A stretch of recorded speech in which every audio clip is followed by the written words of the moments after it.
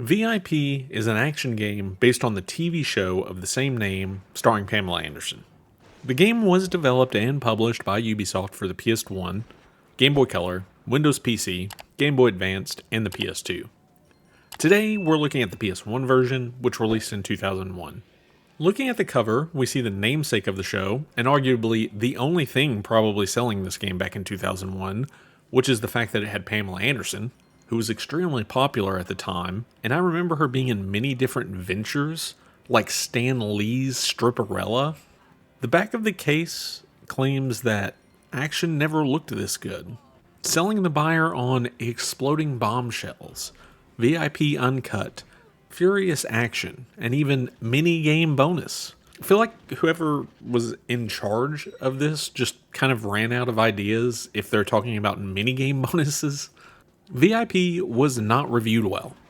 I'm sure you are just as shocked as I am with the fact that a game based on a TV show starring Pamela Anderson isn't going toe-to-toe with Mario in the ratings.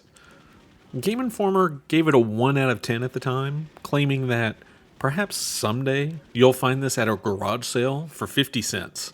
And if you do, I'd pick it up as a cheap reminder of just how bad games can be.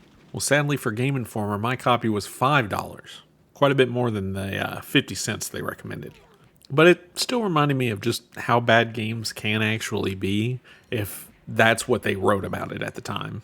PlayStation Magazine was a little nicer with their review, giving it a 2 out of 5, with the reviewers saying that they actually did find themselves enjoying it for a bit until they realized that the whole game was just a collection of Simon Says style button tapping minigames with some shooting levels thrown in. They disliked some of the more difficult parts in the later missions of the game, ultimately saying that they realized that they had more fun sleeping than playing VIP. Even the user reviews don't get much better. It's got a 2.4 on Metacritic. VIP's start menu is pretty basic, with some decent music. Only a few options for the player to choose from: new game, gallery, options, and continue. Now for this review, I didn't even bother saving, as the game itself is so short that it isn't even necessary, taking me a total of 2 hours to play from start to finish on my first and hopefully only playthrough. So unless you just really want to get the whole gallery or save your legendary VIP run, it really isn't important. The voice acting isn't great, the cutscenes are a bit laughable, and the graphics are so blurry that you can barely make out the characters. Safe house? More like a sweatshop. It's perfect. They'll never think to look at a gym.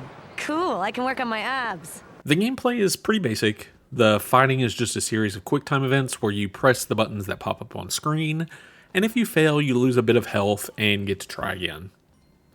Then we get introduced into the shooting portion of the game. It's set up like a light gun rail shooter, without all the fun parts of a light gun rail shooter. You use the D-pad to move the cursor around and shoot enemies. I did learn that you can actually reload while shooting, essentially giving you infinite ammo if you just mash the O button while pressing X to shoot, which can come in handy to kind of cheese some of the bosses and other things in the game.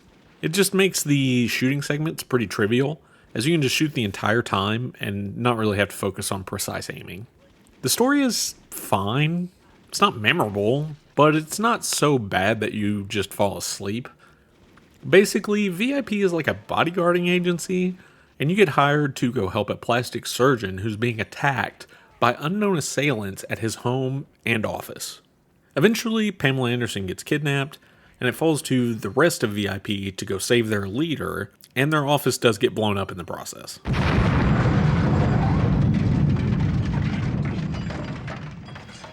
The game does have a few boss battles, as I mentioned before, where you're tasked with facing a much more formidable foe, but these aren't all that bad, and they're kind of easy after a few tries. They'll get you a couple times, but it's not that difficult. The hacking segments don't really fit though, in my opinion. They're just kind of two shoehorned in puzzles that the devs likely added in just to avoid everything being basically a quick time event. The final boss takes forever to beat, taking very little damage from each QTE. He actually takes 45 QuickTime events to take him down, and then one follow-up Mash X sequence for Pamela Anderson to hit him with the Purse of Doom. You get a quick cutscene followed by the credits after you successfully beat V.I.P. And once the credits finish, and in between missions, you get the option to buy pictures and special gallery items with the points that you acclimate from playing the game. Really, it's a pretty dull extra section compared to other games at the time, which had much more interesting unlockables. But it really is just something for you to dump points into, and there's nothing really here of note. The game is absolutely forgettable, and not really worth anyone's time if you ask me. I don't quite think it's a 1 out of 10 though. I would give it something more like a 3 out of 10, closer to that of PlayStation Magazine. The game runs. I didn't experience any game-breaking bugs. It can be played through rather fast. It exists. It's playable. It's just not really all that good or fun. Unless you really just need to consume any and all media with Pamela Anderson in it, there isn't really anything here for anyone to come back to outside of maybe speedrunners or someone looking to complete the entire PS1 library. Speaking of which, the game does have a small, yet pretty dead speedrun board. The most recent run for the PS1 title was 2 years ago, with 6 runs total on the board. The PS1 board is the most active version of the game. The PS2 versions and the Game Boy Color versions have 1 run on the board each, and the GBA version has 0.